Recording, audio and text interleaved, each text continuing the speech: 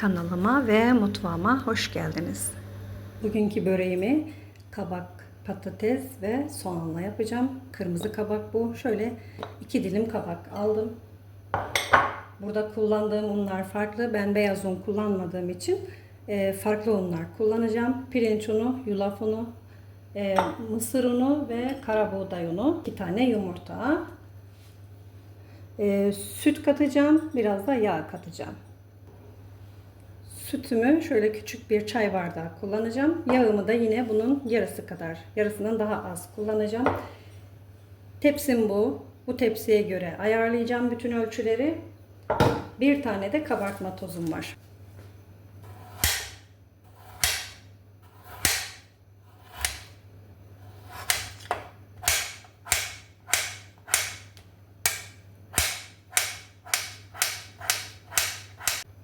Hepsinin ölçüsü, ayarı bu şekilde olacak.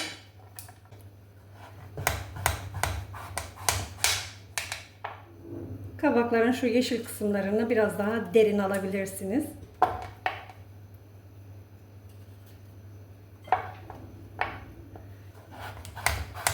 Kabakları doğrarken biraz zorlanabilirsiniz.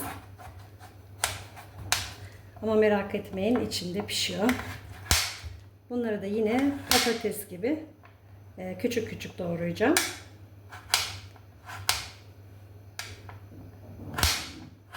Dilerseniz rendeleyebilirsiniz.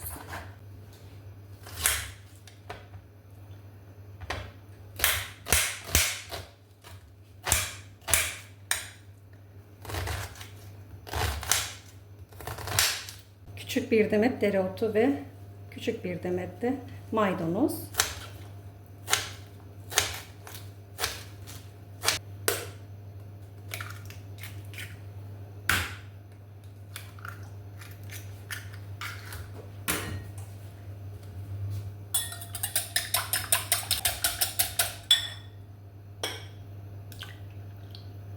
Yumurtanın üzerine, çırptığım yumurtanın üzerine sütü ve yağı ekleyeceğim. Yağı da dilerseniz göz kararı, dilerseniz de ölçerek ekleyebilirsiniz.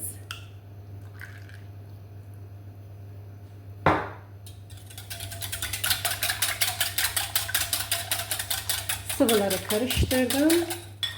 Şimdi unları ekleyeceğim. Önce birer kaşık hepsinden koyuyorum.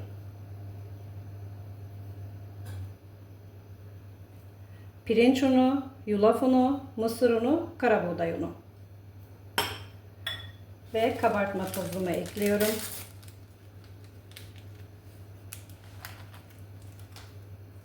Birazcık tuz ve karabiber ekleyeceğim.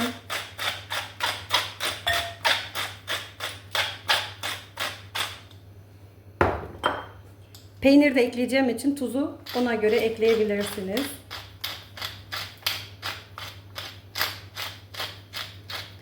Baharat, dilediğiniz baharatları koyabilirsiniz.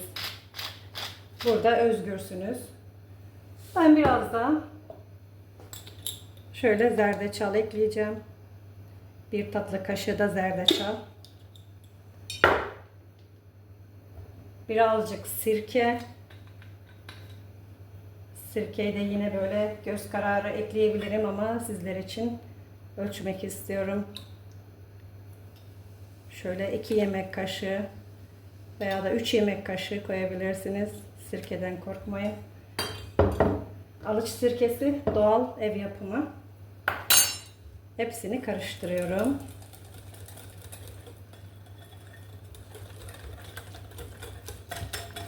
Şimdi bu kıvam birazcık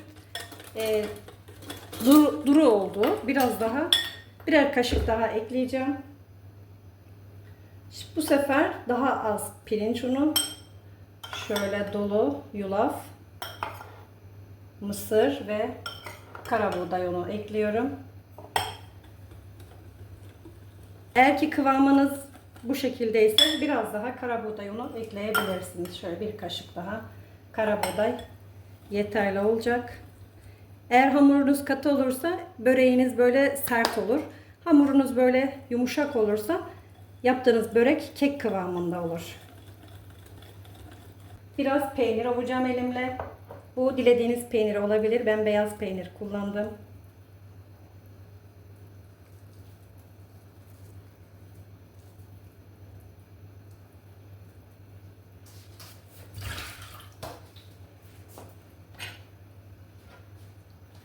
Doğradığım sebzeleri de ekliyorum.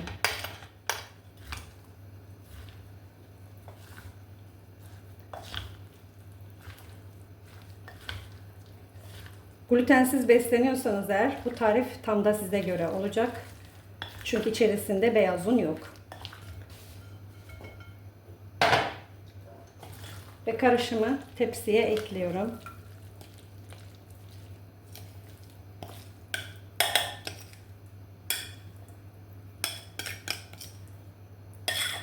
Bunun içerisine pul biber de ekleyebilirsiniz. O da çok güzel olur.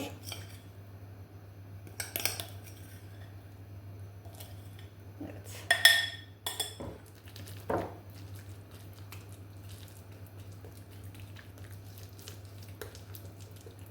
Üzerini süslemek için çörek otu ve susam ekleyeceğim.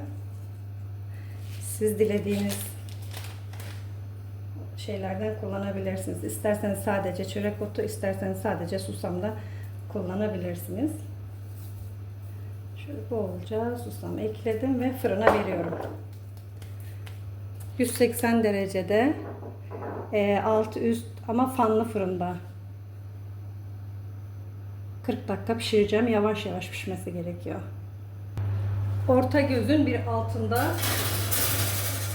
pişiriyorum ve kapağını kapatıyorum. 40 dakikaya ayarlıyorum saatimi. Böreğim fırından çıktı. Nar gibi kızarmış. Altı da güzel kızarmış. Soğumaya bırakıyorum. Sonrasında dilimleyip servis yapacağım.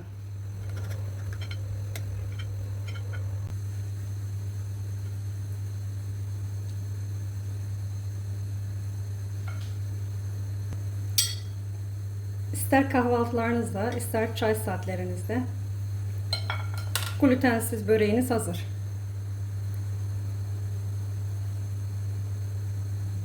Peynirli, soğanlı, çok da lezzetli bir börek oldu. Dilediğiniz baharatları katabilirsiniz içerisine. Baharatını biraz bol koyabilirsiniz. Güzel olur. Bunlar da böyle küçük küçük dildiğim için çok rahat piştiler. Hiç merak etmeyin, harika bir şekilde pişti. Tadı çok güzel olmuş. Tavsiye ediyorum arkadaşlar. Balkabağının tatlılığı da yok. Zaten çok fazla tatlı değil. Çok lezzetli. Harika, sağlıklı bir börek. Deneyen yapan arkadaşlarıma afiyet olsun diyorum. Biraz yağını da fazla koyabilirsiniz. Benim yağı biraz az gelmiş gibi ama güzel bir börek oldu. Afiyet olsun.